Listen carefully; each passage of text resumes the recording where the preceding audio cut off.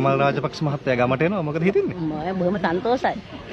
සන්තෝෂයි. අපි මේ පාරේ යනකොට ගල්ලෙන් එන්නේ නැතුව දැන් යනවා. පහුගිය කාලේ මේ ඔක්කොම අතෑරියනේ මේගොල්ලෝ.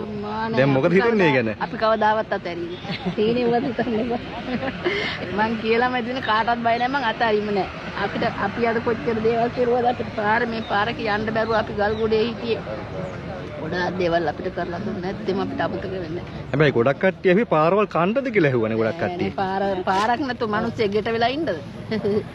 අපිට කියන්නේ දෙපේ. අපිට කවදාවත් අමතක වෙන්නේ නැහැ.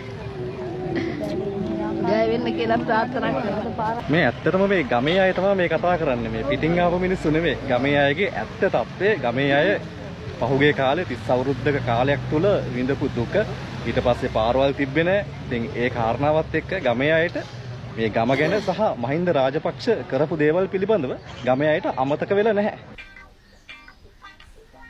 යන්නනේ